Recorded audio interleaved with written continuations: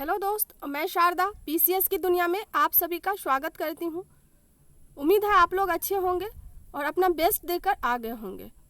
जब आप एग्ज़ाम दे के आए होंगे तो आपके मन में बहुत सारे प्रश्न आ रहे होंगे अभी। तो मेरा बस एक सुझाव है कि अभी अपने मन को शांत रखिए, बिल्कुल चिल करिए, बिल्कुल रिलैक्स रहिए। आयोग का आंसर की को आने दीजिए, उसके बाद जो भी होगा फिर सोचिएगा। क्योंकि इस बार का जो क्वेश्चन पेपर था वो बहुत ही ज़्यादा अनकन्वेंशनल, बहुत ही लेंदी था। बहुत सारे क्वेश्चन ऐसे थे जहां एग्जामिनेशन हॉल में बहुत ज़्यादा कन्फ्यूज़न क्रिएट हो रहा था। तो इसमें घबराने की कोई ज़रूरत नहीं है फ़िलहाल, बस अपने मन को शांत रखिए। जैसे अगर देखिएगा पॉलिटी का क्वेश्चन हर बार के ट्रेंड से बिल्कुल अलग था। बिल्कुल अगर कॉन्सेप्ट है आपके पास, जो कि जनरली लोग क्या करते हैं कि जैसे बीपीएससी का हमेशा का ट्रेंड रहा है, वो पॉलिटी वन लाइनर टाइप या फैक्ट पूछते हैं, तो वो ऐसा इस बार नहीं था। जो सेकेंड पोर्शन था ज्योग्राफी में कुछ सेक्शन कुछ था 50% 50% बहुत ही कह सकते हैं कि आप पढ़े होंगे, जो भी सीरियस कैंडिडेट होंगे उनको आ रहा होगा। लेकिन 50% क्वेश्चन ऐसे थे जहाँ वहाँ भी कन्फ्यूज़न था। हिस्ट्री में देखिए तो modern history moderate to tough था। मिडाइवल हिस्ट्री उतना पूछा ही नहीं था। एंशिएंट में भी एक दो पूछे थे, तो वो थोड़ा इजी कह सकते हैं। साइंस में अगर देखिए तो फिजिक्स में बहुत ही ज़्यादा अनकन्वेंशनल था। न्यूमेरिकल बेस्ड क्वेश्चन पूछ दिया था।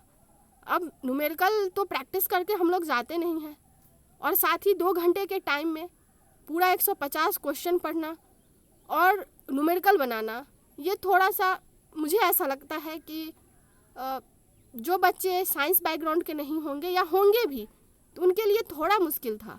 केमिस्ट्री भी थोड़ा अनकन्वेंशनल पूछा था, बायो भी अनकन्वेंशनल पूछा था। 50% छोड़ दीजिए, तो यहाँ भी जो 5-6 क्वेश्चन थे वो बिल्कुल ही लेवल से हटके था। तो ओवरऑल साइंस बहुत ही टफ लगा हमको। जहाँ तक इकोनॉमिक्स का बात है, वो बिल्कुल इकोनॉमिक्स सर्वे और बजट का फैक्ट पूछे थे। उतना फैक्ट रिकॉल करना एग्जामिनेशन हॉल में एक्चुअली, और जो इस बार का माहौल था, सेंटर इतना दूर देना, एक दिन पहले जाना रहना, फिर सेंटर का जो हालत था इस बार का वो बहुत ही ज़्यादा मार्मिक था जैसा सुनने में आया। इवन मेरा भी अपना एक्सपीरियंस रहा। तो उस सारे कंडीशन में वो फैक्ट 2 घंटे में पता नहीं, मुझे ऐसा लगता है कि जो रिस्क लिए होंगे कुछ ठीक हुआ तो हुआ हो, यानी भगवान भरोसे कह सकते हैं। रीजनिंग मैथ थोड़ा इजी था। करंट देखिए तो बिल्कुल ही अलग था। मतलब करंट के बारे में क्या ही बोला जाए, पिछले साल का डाटा या जो था भी वो बहुत ही ज़्यादा लेंदी था, बहुत ज़्यादा फैक्ट था, बहुत ही अनकन्वेंशनल था। तो ओवरऑल अगर आप क्वेश्चन पेपर को देखेंगे तो मेरे अकॉर्डिंग ये मॉडरेट टू टफ के तरफ था। क्योंकि भाई 30% क्वेश्चन तो वो ईजी पूछेंगे ही, नहीं पूछेंगे तो फिर वो कितना कट ऑफ बहुत नीचे नहीं कर सकते हैं। तो इससे तो अभी आप लोग बस रिलैक्स रहिए 1-2 दिन, आयोग का आंसर की आने दीजिए, और आयोग के आंसर की के बाद अगर आपका मार्क्स 80 के आसपास आता है, 80 से 85, तो आप एकदम से मेंस में आँख का नाक मूंद के लग जाइए। जहाँ तक मेरा सवाल है, पीटी में तो हम उतना नहीं कर पा रहे थे क्योंकि सीमित समय था। हम थोड़ा लेट स्टार्ट किए थे इस पे चैनल अपना, बट मेंस में हम काफ़ी सक्रिय रहेंगे। मेरा ऐसा है, उम्मीद है काफ़ी हम सक्रिय रहेंगे, और जितना भी पॉसिबल हो पाएगा हम आप लोग के साथ हैं। आप लोग अभी बिल्कुल रिलैक्स करिए, बिल्कुल रिलैक्स, 2 दिन एकदम रिलैक्स करिए। उसके बाद फिर देखना है कि हमें आगे क्या करना है। अभी फ़िलहाल न्यूज़पेपर वगैरह पढ़ना थोड़ा शुरू कीजिए। 1-2 दिन के बाद हम भी न्यूज़पेपर जो है वो करवाएंगे पर डे, ताकि न्यूज़पेपर का पढ़ने का थोड़ा अलग तरीका होगा, जिसमें आप जो भी करंट टॉपिक है उसको स्टैटिक के साथ पूछ के, साथ ही जो पिछले साल का अगर कुछ भी सम्मेलन हो रहा है तो उसमें क्या था और इसमें क्या था, अगर आप ये डिफ्रेंशिएट करके पढ़ेंगे, थोड़ा सा जो कहते हैं ना इंटीग्रेटेड अप्रोच, मुझे लगता है बीपीएससी भी ये फॉलो कर रहा है और करना भी चाहिए। क्योंकि आप एक अधिकारी बनने वाले हैं, और अधिकारी जो है वो कहते हैं ना इतिहास से ही आप सीख लेते हैं।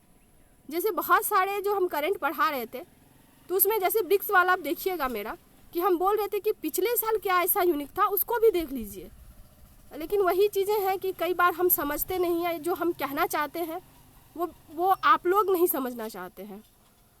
क्योंकि क्या होता है ना, हम एक भीड़ का हिस्सा बन जाते हैं कई बार, और वहाँ ज़्यादा अपना फोकस या टाइम वेस्ट करते हैं जहाँ से हमें उतना इनपुट नहीं मिल पाता है। ये मेरा अपना पर्सनल एक्सपीरियंस रहा है। जब आप 1-2 साल वेस्ट कर देते हैं, उसके बाद आपको लगता है अरे हमने वहाँ टाइम वेस्ट कर दिया। तो जो भी जिसको भी आप चुने, 1-2 लोग पे ही ट्रस्ट करें और उनकी सारी बातों को माने, और सबसे ज़्यादा आप सेल्फ कॉन्फिडेंट रहें और अपने अकॉर्डिंग अपना एनालिसिस के हिसाब से आप अपनी तैयारी को धार दें। क्योंकि अब एग्ज़ाम में यही है कि आप कितना ऑब्जर्व करते हैं चीज़ों को, आप कितना एनालाइज करते हैं खुद को, आपका क्या स्ट्रॉन्ग पॉइंट है, ये आपसे बेहतर कोई नहीं जानता। क्योंकि आप सबसे बेस्ट गुरु खुद का आप ही हैं। तो यही है आज के लिए। उम्मीद है मेरा ये बातें आपको समझ में आएगा, और मेरा पूरा कोशिश रहेगा कि जो भी थोड़ा बहुत हम हेल्प कर सकते हैं मेंस के टाइम पे वो करेंगे। आज के लिए बस इतना ही। प्लीज़ मेरे चैनल को सब्सक्राइब नहीं किए हैं तो प्लीज़ सब्सक्राइब कर दीजिए, मेरे वीडियो को लाइक कर दीजिए, ताकि हम भी मोटिवेट होते रहें और आप लोगों के लिए अच्छा कंटेंट एग्ज़ाम की पॉइंट ऑफ व्यू से जो भी इम्पोर्टेंट होगा उसको हम ज़रूर कोशिश करेंगे। अब थोड़ा और हम टाइम देंगे इस पर, 1-2 दिन में हम भी थोड़ा अपने दिमाग को थोड़ा रिलैक्स करते हैं और फिर एक नया रणनीति और नई ऊर्जा के साथ फिर इससे स्टार्ट करेंगे। और आप लोग भी फिर से स्टार्ट करिएगा। मेंस की करना हो तो मेंस का, और ओवरऑल अगर करना हो तो ओवरऑल इंटीग्रेटेड अप्रोच को लेके 72 बीपीएससी के लिए, अन्य किसी भी एग्ज़ाम के लिए अगर आप सोच रहे हैं तो उस पर अपना पूरा जी जान झोंक दीजिए, दुनियादारी भूल के 1 साल अपना बेस्ट दीजिए। आपका ज़रूर एक अच्छा दिन आएगा। या नहीं भी होता है, सिलेक्शन होना या नहीं होना वो बहुत सारे फैक्टर पे डिपेंड करता है, बट आपके मन में ये नहीं होना चाहिए कि हमने अपना बेस्ट नहीं दिया, खुद में गिल्ट नहीं फील होना चाहिए। बस इतना ही आज के लिए। मिलते हैं फिर बहुत जल्द एक नई ऊर्जा और नई एनर्जी के साथ। उम्मीद है आप लोग को मेरी बात समझ में आएगी। तो थैंक यू सो मच।